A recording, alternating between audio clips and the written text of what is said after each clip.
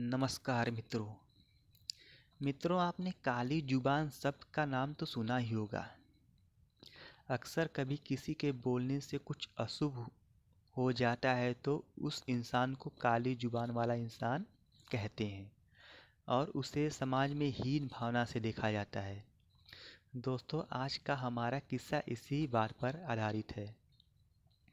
राजस्थान के भीलवाड़ा जिले के एक गांव में लता नाम की औरत रहती थी। उसकी शादी तो उसके घर वालों ने बचपन में ही कर दी थी और उसके 3 बच्चे थे। उसको उसके ससुराल वाले तो बहुत प्यार से रखते थे, लेकिन गांव वाले उस पर किसी प्रेत आत्मा का साया बताते थे। गांव वाले उससे अक्सर दूर ही रहते, क्योंकि वो जो भी बोलती वो सच हो जाता था। लता के मायके में उसके पड़ोसी बताते हैं कि बचपन में लता को एक कुत्ते ने काट लिया तो लता ने अचानक मुंह से कुत्ते के लिए बद्दुआ निकली कि इस कुत्ते को मौत क्यों नहीं आ जाती। अगले दिन हुआ क्या कि कुछ ऐसा हो गया, जो कुत्ता गली के बाहर मरा हुआ पड़ा मिला। तब से गांव वालों में दहशत फैल गई।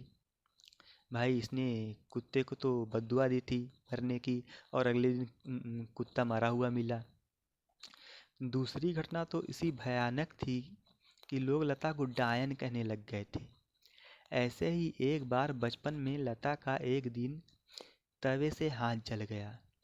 हाथ जलने से वो जोर से चीखने लग गई और चिल्लाने लग गई, रोने भी लग गई थी। उस दिन घर वाले सब खेत गए थे, घर पर कोई नहीं था। उसकी बड़ी बहन घर पर ही थी। वो दौड़ कर अंदर आई और अपनी बहन का घाव देखा तो वो बोली, बस इतना सा जल जाने पर क्यों इतना मुंह फाड़ कर रो रही है। लता को इसकी इस बात पर गुस्सा आया और बोली, तुझको आग लगे तब पता चले कि कितनी दर्द होती है। फिर होना क्या था, अनहोनी में क्या देरी होती है। उसी रात घर के पास में चारे में आग लगने से उसकी लपटे में घर भी आ गई और उस लपटे में केवल लता की बहन ही जली, बाकी सब बच गए। काफ़ी ज़्यादा जल जाने की वजह से कुछ ही दिनों में उसकी मौत हो गई, यानी लता की बहन जलकर मर गई। इस घटना के बाद से लोग उसे चुड़ैल कर पुकारने लगे।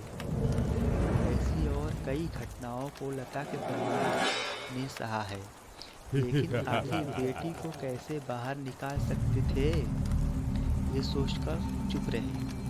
बचपन में ही 10 साल की उम्र में उसकी शादी करवा दी गई थी। लता का पति पेशे से ड्राइवर है और वो रोज उसे माता के मंदिर में ले जाता है ताकि काली शक्तियाँ उस पर हावी ना हो पाए।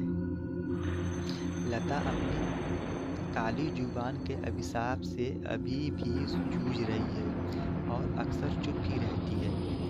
पता नहीं कभी कौन सी बात मुंह से निकल जाए और उसके पति और ससुराल वालों को कोई नुकसान पहुंचे।